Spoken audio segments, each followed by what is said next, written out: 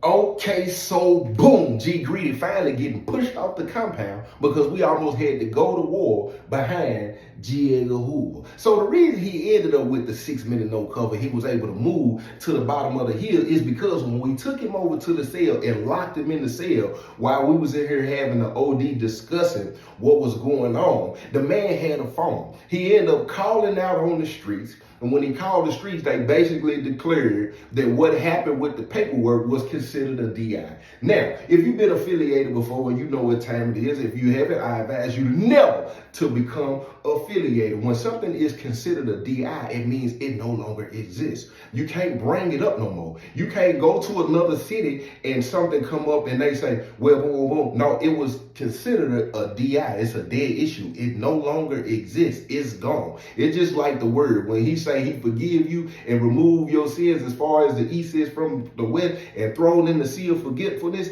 he won't hold it account. He won't hold it against you. It ain't gonna be a moment where it's a aha, I remember when. You can't do that when it come to a situation being a DI. So what he did, he ended up getting on the phone, calling out on the street, and then he tell G. Edgar Hoover. So when G. Edgar Hoover come and holler at us, he went on and honored what was being said on the street. Because regardless of how much power, whatever influence G. Edgar Hoover may have, that beat him to the punch before he could actually, you know what I'm saying, spin it to that extent. So he went on and bruh said he'd take the 6 minute no cover, you know what I'm saying, for everything else that was going on. So they ended up putting the work in, right? I'm talking about that Pumpkinhead did it to him.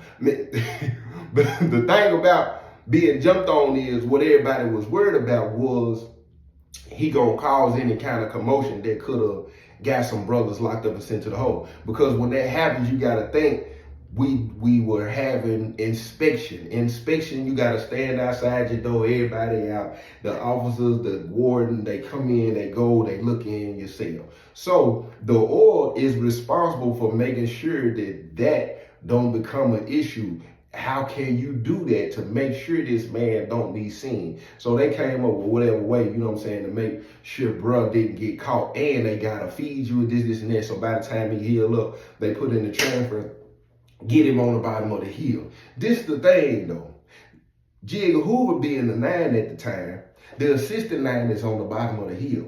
The assistant 9 is from Memphis. And if you've been locked up anywhere in the state of Tennessee, you know that the Memphis G's and the Nashville G's do not get along. Matter of fact, they like two different entities. The way they govern themselves is completely different. It's a distinct difference between the two. You could tell when somebody from the Ville had the compound versus when somebody from Memphis had the compound. A lot of time when brothers from Nashville had the compound, it seemed more together. To me, in my opinion, it seemed less biased when a brother, not saying that he wasn't, you know what I'm saying, didn't get sideways or did things that people disagreed with at times. But when a brother from Memphis had that compound, the other brothers that was from Memphis felt entitled. They felt like they could do things because the Memphis G's were most definitely more clicked up when it came to that. The Nashville G's seemed more reasonable when it came to what was righteous, regardless of what city you from. The Memphis G, oh no, M-Town got the pound. We running it how we want to run it. We doing what we want to do, how we want to do it. At the end of the day, I'm going to break the chain of command. I'm going to go holler at bruh. Bruh going to make sure that's straight because we from Memphis. Point blank, period. If you disagree, I know you ain't been to the penitentiary in the state of Tennessee because that is exactly what's going on. So when he get moved to the bottom of the hill, it was a dude named C. Reddy. He from the Ville. C. Reddy had a move. I done talked about him before. It probably was a long time ago. C. Reddy ended up getting smashed and robbed because he had the move. He was one of them dudes that Crips felt like was soft, so they played with him a lot. But he was one of them dudes who ended up in a situation where he was breaking bread with people he wasn't affiliated with more than he was breaking bread with the Crips because he did not trust them. He might have smoked with the Crips, served a few of them here and there, but he was most definitely one of them dudes that once they get the, man, he's such and such and such and such and such and such. Well, he was busting a move. Him and G. Edgar Hoover, they all from around the same time. They knew each other. Whoever this mutual girl was, they knew her, whatever the case may be. He let G. Edgar Hoover in the move a few times. So it comes to the point where the G. Edgar Hoover, he was one of them very, I done said it a million times, very strategic, very calculated. So with the girl, with the situation, what he did was he rubbed it in the 33's face. You don't know what the 33 is? Let me know you ain't never been to the penitentiary. You ain't never been to the penitentiary. I'll ask you to never go to the penitentiary or get affiliated. So he would go around the 33s and throw up, oh yeah, I just struck your homeboy. He throwing it out, being petty, knowing what kind of situation this could cause. But at the time, the guys had people who worked in the front office in the administration. Meaning, if he get something, if something happened to C. Reddy and this girl ain't on his list, he could probably speed up the process to get this girl on somebody else's list. Was that his motive? I don't know. Could it have been? Probably so. So by the time second or third time he done did this, he letting them know that he busting the move through the VG. Could they made it like he was going up there getting the bomb himself, because they don't know who he getting the bomb from the girl and passing it off to the mule. They don't know who the mule is. So they made it like he was going up there and he was securing the bomb for GD. Whatever G. Edgar Hoover said, they used that as ammunition. G. Edgar Hoover let them know I'm finna strike. He go get the bomb he let them know he got the bomb. They go bump down on him. He in there trying to he don't know they finna smash him, first and foremost. So he trying to plead his case because when you trying to explain a situation, you thinking right is right, wrong is wrong. I'm going to explain what's going on. It ain't that, this, that, boom. But when they got a motive and they already saying, now, we already know what we finna do. When the mind is already set, it ain't nothing you can do in the penitentiary to change that. And a lot of time, you better go ahead and start reading the room, and you might well go on and smash off. Because at the end of the day, you're going to do all that explaining, you're going to do all that talking till you blue in the face, and their mind was already made up before they got over. And a lot of time, people already know, they just hoping they can explain the situation, and they going to have enough dignity, they going to be human enough and decent enough to say, let's not even do it, because that ain't what's going to happen. It's a dude I ain't told no stories about, and I thought I could never remember his name, but his name is Drama. And then if you've been to the penitentiary before, he was on 6-0, he had the dread. Drama. If you know who I'm talking about, man, my guy played no game.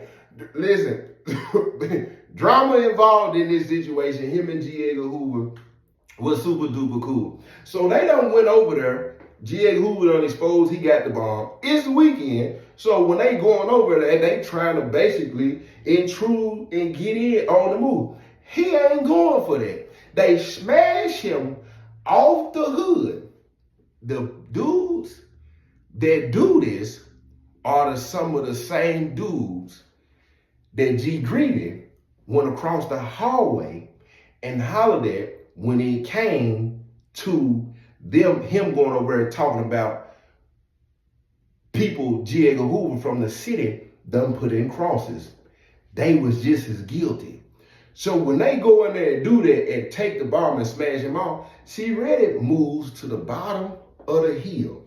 When G. Greedy go down there, they all know each other. They from the Ville. So he goes down there still somewhat campaigning, but now he talking to somebody who's clearly neutral at this time. But because he got smashed off of a hood, that he would probably more so go under the lines of a peon. To me, they were both the same. They wasn't affiliated. Point blank period. Somebody who was neutral, it was more so he ain't gonna go, he gonna ride for himself. And people who were affiliated probably would stand behind him because he a stand-up guy, but he done let it be known he don't want to be affiliated. A PR more so come off as no protection at all. 9 times out of 10, he ain't really gonna go. He gonna try to talk his way out of the situation. He too cool, he too friendly. All this, he just soft. That's to me, they both were the same. You ain't affiliated, you just not affiliated. You just a citizen of the penitentiary. Point blank period. So when G Greedy get to the bottom of the hill, like I said, ain't no secrets in the penitentiary. Everybody already talking. So by the time he get down there, C Ready done went and hollered at him, so they kicking it. He done started explaining the situation of what's going on. He started with the people who told him some of these things that G. Edgar Hoover had going on. When he exposing that, he telling him, bruh, them the same dudes that came and did what they did to me on the strength of him. They all the same. So now he realizing, regardless of what hood you from in the Ville, what projects, what city, at the end of the day, the penitentiary can be cutthroat, point blank, period. Especially when you talking about getting that bomb in, you talking about somebody messing with the officer. Look, they don't care nothing about that. When you realize you don't become a level of institutionalized, commercial break me, please. What I mean is it has become, you've come to understand that this is the concrete jungle. You come to understand that it's every man for himself at the end of the day. Trauma has layered to the point of where even if you thinking this person is cool and you done said something you ain't got no business saying, and I got plenty of stories, you would rather go run and expose what was said in this cell or on the yard, in the gym, wherever it was, to somebody that can be a witness for you, or somebody that can go rectify and smash off on somebody before that person go and run and tell, because you can't trust nobody, whether it was your homeboy or not. Everything you do, you got to make sure you go and cover your tracks. Do this, do that, because at the end of the day, you realize you can't trust nobody. You need to have trump cards. You already need to know your next move, because I promise you, in the penitentiary, it is chess. It is not checkers. You cannot trust a soul. It is point blank, period. Everybody is in survival mode, and it is, listen to me, it is survival of the fittest. Point blank, period. So in this situation, when he explained, now let me stay on institutional line. It becomes your home. Let's say that. It becomes a place where you understand it's my community, but at the same time, I have to adapt to the point of where I get it through and through. I have to live, I have to make it through this. I have to survive through the next day. When you do that, you have embodied the penitentiary. The meals have not just become these good, we can make good raps. They have become cooking with love. You can tell the difference of when somebody first come in the penitentiary cooking the same meal they were cooking 3 years later. It has become cooking, it has become your home. You can tell when it's time to order packages, when you want to get fresh and certain things, it has become your home. You can tell the way you treat a cell from the first year you got in to the second year you got in. It has become your home. Everything changes over time, even how you view and see. When you first come in, you can't see how these people are really vultures and how the penitentiary has shaped them. You can't see the predatorial mindset that 97.5% of the people in there have until you done served some time and been up under them, saw the cross out, seeing how they talk behind people back, and seeing how at the end of the day they choosing they self over anybody. Point blank, period. So now back to the story. So when he in there venting, he tells, G Greedy about how that cross out happened and how he ended up getting smashed off and how basically it came from G. Edgar Hoover. All because he assuming he probably wanted to get the girl. The girl runs off, never gets on a list, never comes in, you know what I'm saying? But I'm positive whatever happened, they probably ran it like he was a sucker in the penitentiary. Might have told him he was messing with boys. Ain't no telling how they tried to maneuver and get in this move, but there's C. Ready explaining all of this to G. Greedy. G. Greedy peeping that the Memphis G's is completely different than the Nashville G's. So what he do, he started campaigning down there, which is more brothers from Memphis down there. He's still down there running his mouth, even though they know about, it's clearly what it was considered a DI, but he's still down there running his mouth because sometimes you get to the point where you felt so wrong by somebody, you can't let it go. You feel like you have to do something to get your lick back on this person. You have to let this person feel the betrayal that you felt that this person caused you. And clearly, G Greedy was on a mission to let G. Edgar Hoover know, bro, I can't believe it. We from the same city. I came in, this happened, that happened. I done took a 6-minute no cover. At some point, I got to get my lick back. I don't know. Information travels fast in the penitentiary, whether you're on the bottom of the hill, top of the hill, or the whole nother institution. By the time them toys got in there, listen to me, ain't no escaping how fast this information can pass.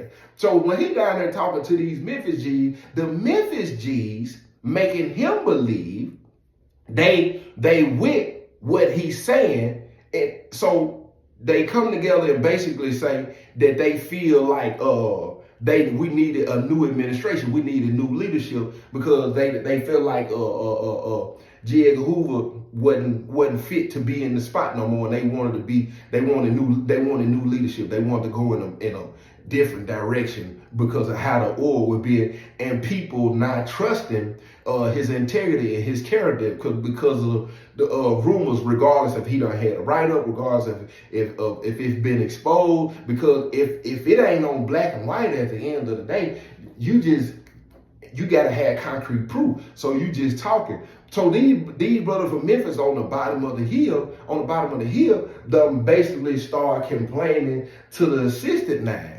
You gotta understand, the assistant nine, he got an obligation and a duty to disclose his information or figure out what's going on at the same time, but he can't keep it from the nine. But you also have to understand this chess and not checkers, that if the assistant nine realize, hold on, they want a new nine, we need a new ballot, they can vote him in to just go up the ladder, and then he can pick another brother from Memphis to be the assistant. So it's all becoming a game of chess, point blank, period. It's only one way to meet in the penitentiary when you talking about the bottom of the hill and the top of the hill, and that's a church call. But you can't go down there like super duper packed. You can, but it's gonna make it obvious as to what's really is something going on. A lot of fights happen down there. A lot of homosexuality was going on down there. A lot of brothers didn't like to meet down there. But you ain't going to the big yard together because it's separated. You ain't going to chow together, it's separated. You can probably make it to the library, you know what I'm saying? But it's gonna be hard to have them types of discussions and meeting at the library. It's gonna be hard to have them kind of discussions and meeting at the school. I feel like I'm getting a little sick. I don't know what that is. But so they done called to the top of the hill. They ain't said what's going on, but they asked, and the brothers, you know what I'm saying, that they to come down to the chapel, they wanted to rap. I'm not the COS at the time. Black James is the PC. I think it was y'all. I can't remember exactly who the PC is. So they don't let it be known that they asking them. They go down there to the chapel. They had a meeting. Of course, they gonna bring back the information to the body on the top of the hill. They come back. We have an OD, and you can see the frustration in J. Edgar Hoover's face. Black James, the COS of the pod, you gonna have the 9 tray down there, assistant 9. You gonna have the COS, the assistant COS. And then you gonna have the ones who up under the COS, and then it go from there. So Black James letting it be known, hey, we don't know what's going on at the bottom of the hill, but for some reason, all of a sudden, dramatic effect me, please. The brothers down there saying that they feel like the body need to go in a new direction. J. Edgar Hoover, man, TP folk. Now what's going on is they don't want me in the spot no more. Is it anybody who feel like they don't want me in the spot no more? Is it anybody, you know what I'm saying? Because I ain't even gonna sit here and lie, you know what I'm saying? Because I done dedicated when he going to all this, what he's done for the org on the street, what he's done for the org in the penitentiary, how many brothers he done saved, how many brothers he done did this and that. He going over the good, but he also here and there, he admitting the bad, just a little bit of the bad. But everybody in the room can feel he mad, he hot. So he asking the brothers, do y'all feel like it need to be Now, I don't know if every brother in the cell actually felt like we do need another man, or was this a moment where they was put on the spot and they wasn't man enough to say? I feel like Jiega, regardless of what I thought of him personally, because I think we were very similar in a lot of ways, so I'm gonna be honest, I felt like he was good for the 9, because in that 9, you have to wear many different hats. You have to be I can't even think of the word of something that blends in any. You have to be able to do that. J. Edgar Hoover was that. J. Edgar Hoover could be political. J. Edgar Hoover could be an upstanding community type of person. He could be good and he could get with it. He would also do what he would ask you to do. Now, I don't know if he would have stuck on somebody. If it really came down to it, he probably would have. But other than that, he ain't one of them dudes other than he would cross out king and he knew secret. He ain't, if it came down to it, he gonna do what he'd ask you to do. Point blank period. So all the brothers in there like, bruh, now, bruh, you straight, you know what I'm saying? What's going on down there? They ain't said down there that G Greedy been down there doing all of this yip yapping and all this and that. See, ready. Let me tell you something, man. Information travel, especially when you're from the same city. You got to think. If I'm on the phone with somebody from my hometown and I'm discussing my charge partner or somebody else that was in the penitentiary with me from Springfield, and I tell this person something, that person from my city can go and be like, man, Boo called me the other day, man, and man, he said, what's her name in there? Getting high, man, said he jumped out on that dog food and everything. Man, somebody he in there stealing, said they been jumping on him and everything, man, and he tried to help him. He ain't want no help from him, man. He tried it, Boo said he had to go and rough him up in there. That information gonna travel, boom, boom, boom, boom, boom. And guess what? That person can get on the phone, the blue box, or let somebody use the phone. And get what? Man, you straight in there? Yeah, I'm straight. Penitentiary paranoia gonna kick in. Why you ask that? Because it's a guilty dog barking. You feel the need to ask why he asking that because you aware ain't no secrets in the penitentiary. You knowing somebody probably done called and done said something. Now you want to hear it and you want to verify it. Even if you go back and try to check the person or not, you just trying to get in front of and you gonna tell a lie. Man, what happened? Man, they said you in there. Man, who said that? Man, boom, boom, boom. And that person might come back, man, come on, man, you calling the town, man, and doing this and doing that. Ain't no telling how that can play out. See, ready. Because they went and had the meeting. Of course, they come back, everybody know what's going on, what's been said. They talking about doing a ballot, why they disagree, this and that. And of course, they gonna come back and inform the body on the bottom of the hill. G Greedy done took this information and he done let C Ready know. He done said it like they finna remove J. Edgar Hoover from the spot. And that's what he get for playing all of them games. And now, when he become a standing member, 9 times out of 10, he gonna get, because if he ain't in that spot, then he probably more vulnerable and easier to get to and get hit. That's what he hoping for. G Greedy gets on the phone and talks to somebody back home on the town and let them know, man, yeah, he run around, he been doing such. I lost, you know what I'm saying? They done spared me because this and that. Then the homeboy down here, man, me and the homeboy rapping, come to find out, man, dude in here doing all kinds of nonsense to people from the city, man, he ain't straight, but they finna get him. He running it down like that. You talking to somebody that knows somebody that's connected to this person. He was powerful and influential before he got to the penitentiary. This name you saying up ain't the average cat. You can call and say something about somebody that's an average person and it's you call and say something like that about somebody, son, I was on the phone, boom, boom. That information passed to this person. Somebody he talking to, you straight in there? Yeah, I'm good. Why? What's going on? And this person ain't even GD. This person ain't even affiliated.